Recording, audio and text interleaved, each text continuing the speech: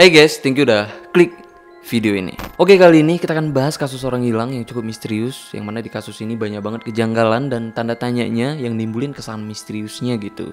Saking misteriusnya nih, polisi di sana pun sampai sekarang itu belum bisa gitu memecahkan kasus orang hilang yang akan kita bahas sekarang. Oke lah, langsung aja kita bahas kasusnya sedetail mungkin yang aku bisa. Tapi sebelum lanjut nih ke pembahasannya, kayak biasa, bagi kalian yang belum join dengan kita para Rizky Reapers, kalian bisa join dulu pastinya dengan subscribe channel ini. Orang yang hilang ini adalah Sherry Papini. Dia ini adalah seorang ibu yang udah berusia 34 tahun gitu, yang tinggal di kota Redding yang berada di negara bagian California, Amerika Serikat. Dia ini tinggal bersama suaminya yang bernama Kate Papini dan kedua anaknya. Keluarga kecilnya ini itu keluarga biasa, nggak terlalu kaya dan nggak miskin juga gitu. Bahkan mereka ini cukup bahagia karena hubungan keluarga mereka itu katanya yang cukup harmonis. Bahkan nih Sherry ini pun sampai disebut sebagai super mom itu karena Sherry ini udah menjadi ibu yang baik gitu untuk anak-anaknya. Jadi itu sekilas saja gimana gambaran keluarganya Sherry ini gitu, gimana kehidupan dia dengan suami dan anak-anaknya. Nah, soal hilangnya Sherry ini itu bermula pada tanggal 2 November pada tahun 2016. Sebelum hilang dia ini sempat pamit dengan suaminya, katanya kalau dia itu akan jogging di hari itu dan pulang jogging dia akan jemput anak-anaknya pulang sekolah kayak biasanya gitu. Jadi sebenarnya pamitnya itu emang pamit kayak biasa karena dia ini memang setiap pagi gitu pamit dengan suaminya. Karena dia ini memang selalu jogging dan pulang jogging barulah dia ini jemput anak-anaknya pulang sekolah. Jadi nih pagi itu masih belum ada yang aneh. Jadi nih Sherry ini pun akhirnya jogging. Dia ini joggingnya di taman kotanya yang jaraknya 1 mil gitu dari rumahnya. Dan sejak saat itulah Sherry ini pun mulai hilang. Lalu nih pas Kate ini udah pulang kerja di hari itu, Kate ini kaget ternyata anak-anaknya masih belum ada yang jemput gitu dari sekolahnya. Lalu Kate ini pun coba hubungin Sherry, tapi Sherry nggak bisa dihubungin saat itu. Jadi saat itu Kate ini pun langsung jemput anak-anaknya dan nyari Sherry di taman tempat biasa dia jogging. Tapi nih di taman itu Kate ini menemukan earphone yang itu milik Sherry dan ada potongan rambutnya juga. Kate ini yakin banget kalau itu emang potongan rambut Sherry. Dari situ nih Kate ini pun mulai berpikir ada yang nggak beres dengan Sherry. Dan saat itu juga Kate ini pun langsung ngelapor ke polisi soal hilangnya Sherry. Dan polisi pun langsung melakukan pencarian di hari itu juga. Tapi ini sampai malam, bahkan tengah malam, Kate dan polisi ini masih belum menemukan Sherry. Bahkan mereka juga nggak menemukan tanda-tanda lain soal hilangnya Sherry ini. Padahal nih mereka ini udah melacak location iPhone-nya Sherry, tapi sayangnya itu location-nya pun not found gitu, alias nggak ditemukan. Lalu besoknya pencarian Sherry ini pun masih terus dilanjutkan, tapi sayangnya polisi masih jong gitu. Bahkan sampai beberapa hari polisi pun masih belum menemukan Sherry, bahkan tanda-tandanya juga itu masih belum ditemukan. Karena udah beberapa hari nih Sherry ini masih belum juga ditemukan, itu polisi dan Kate hampir putus asa gitu kalau Sherry ini bisa ditemukan dalam keadaan hidup-hidup. Karena biasanya kasus kayak gini kalau hilangnya udah lebih dari 3 hari biasanya itu ditemukan dalam keadaan yang udah nggak bernyawa lagi. Makanya nih Kate ini pun merasa putus asa dan merasa sedih juga, terpukul gitu pastinya. Dia ngebayangin kalau dia menemukan Sherry yang udah nggak bernyawa lagi.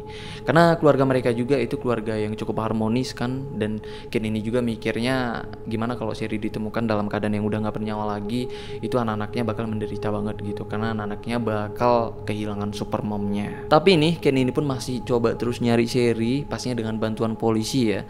Dan kali ini mereka ini nyarinya itu dengan konsep yang beda gitu. Nah konsepnya polisi ini membuat program soal pencarian Sherry yang melibatkan publik gitu. Jadi polisi ini membuat pamflet yang mana pamflet ini akan disebarkan di seluruh negara bagian California, dan bagi siapa aja yang menemukan Sherry akan mendapatkan hadiah gitu. Nah di situ Kate ini pun inisiatif membantu memudahkan polisi dengan mengumpulkan donasi di website GoFundMe. Jadi website GoFundMe itu emang khusus untuk bantuan sosial secara donasi dari masyarakat Amerika.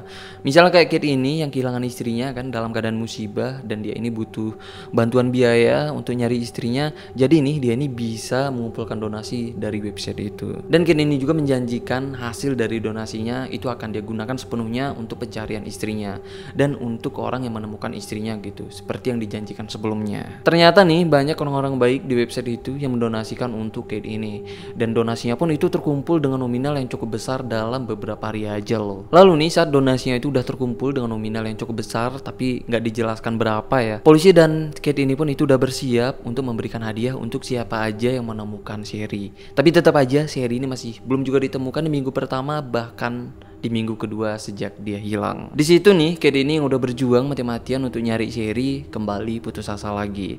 Karena dia ini takut gitu kalau nanti Sherry ini kalaupun ditemukan itu udah nggak bernyawa lagi. Karena saat itu Sherry ini masih belum juga ditemukan. Padahal saat itu udah 2 minggu loh Sherry ini belum ditemukan. Makanya nih dia takut banget. Ditambah saat itu munculnya asumsi-asumsi dari masyarakat yang malah membuat Kate ini pun makin putus asa. Misalnya dugaan soal hilangnya Sherry ini, mungkin Sherry ini nggak sengaja ngelihat bandar narkoba yang sedang transaksi. Jadi karena Sherry ini udah ngelihat, bisa aja kan Sherry ini jadi saksi mata. Jadi karena takut adanya saksi mata, mungkin bandar narkoba itu pun memilih untuk melenyapkan Sherry untuk keamanan mereka. Jadi soal dugaan ini bukan nggak masuk akal juga ya.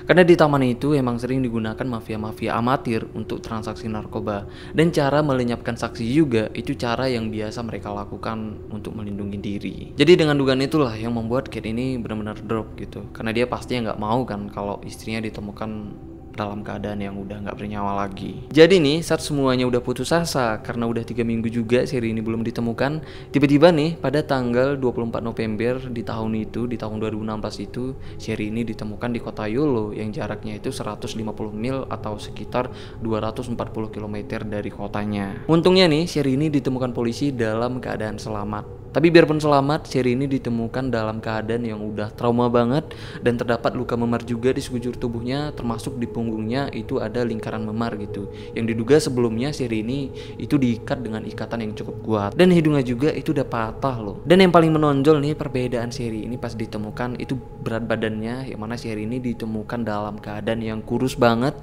Yang mana berat badannya awalnya dia ini berat badannya itu 87 kg, tapi pas ditemukan itu berat badannya tinggal 40 kg.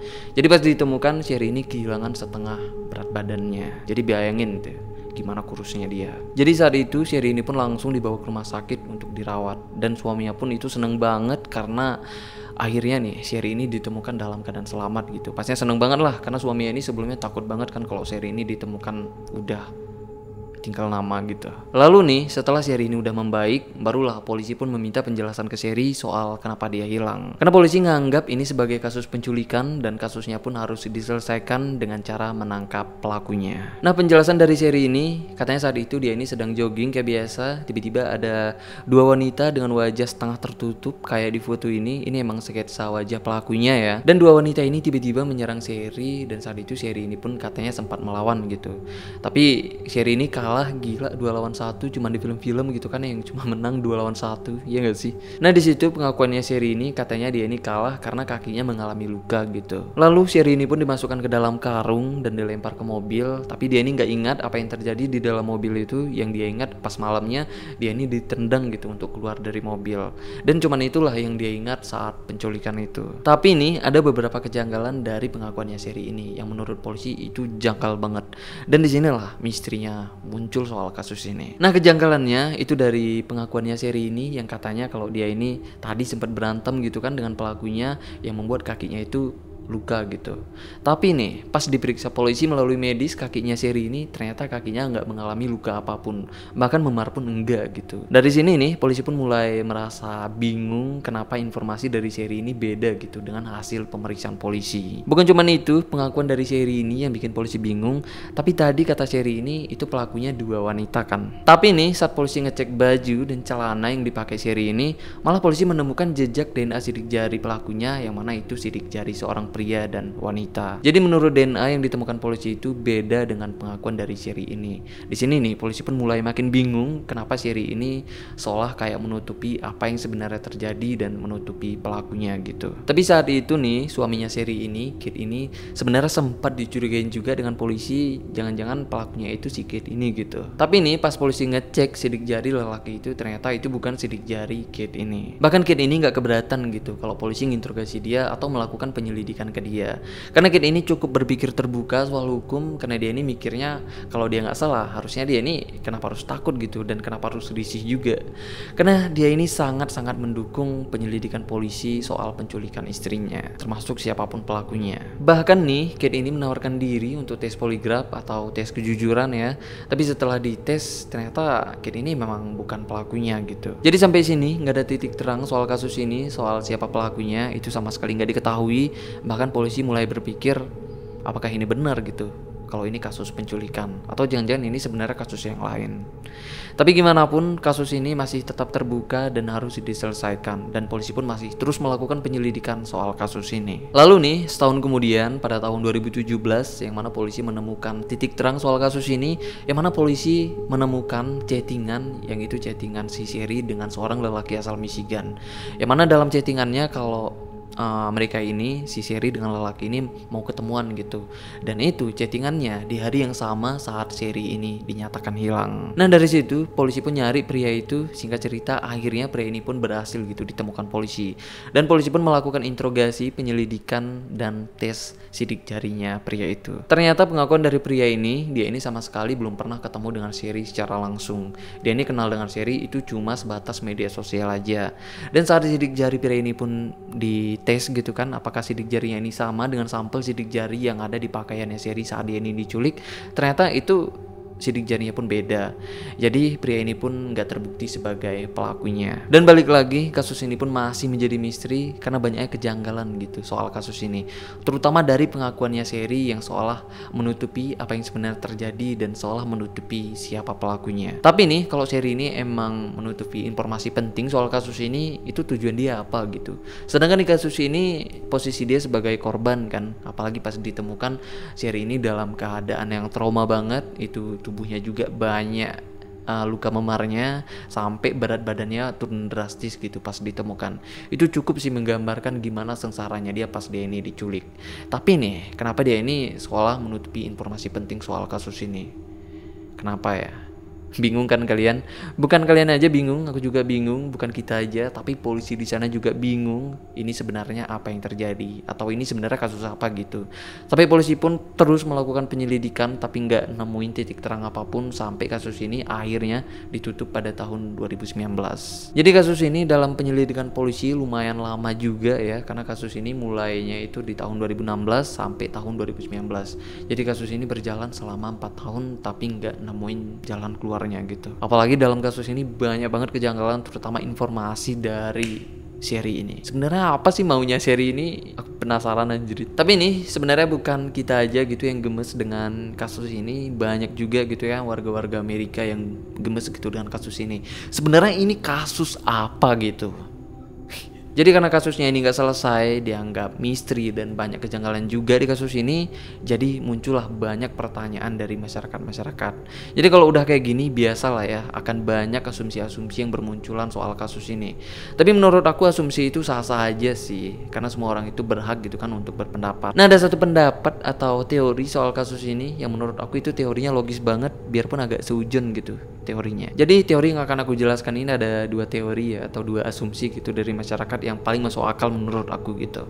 Yang pertama ini itu teorinya mengatakan kalau pelaku dan korbannya itu adalah orang yang sama. Bingung kan kalian? Jadi gini, bisa jadi kan pengakuan dari Sherry ini itu emang alibinya. Sebenarnya nih penculikan Sherry ini itu emang udah di-setting gitu dengan suaminya. Misal kayak luka lebam yang ada di tubuhnya Sherry ini itu emang sengaja gitu. Tujuannya biar Sherry ini emang benar-benar kelihatan diculik. Dan soal sidik jari mungkin itu juga udah disiapkan. Jadi mereka ini ngebayar orang lain untuk mukulin Sherry yang tujuannya untuk luka. Dan pastinya untuk sidik jari asing biar sidik jarinya nggak terdeteksi gitu. Jadi peran suaminya itu untuk memberikan informasi kemana dan gimana polisi melakukan pencarian.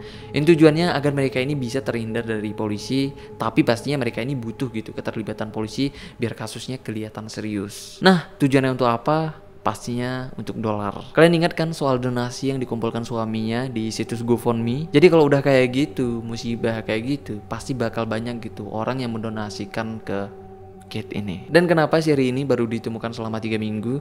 Mungkin itu juga udah disetting sedemikian rupa dengan mereka gitu. Jadi kalau makin lama nih Sherry ditemukan, makin banyak juga gitu cuan yang mereka dapatin. Karena selama pencaharian Sherry itu donasinya masih terus berjalan kan. Lalu nih yang menemukan Sherry ini di kota Yolo itu polisi kan. Jadi kalau polisi yang menemukannya itu hadiahnya nggak sah. Kenapa? Karena polisi emang berkewajiban gitu untuk nyari si Sherry ini. Karena ini kan kasus gitu kan, pastinya kewajiban polisi gitu.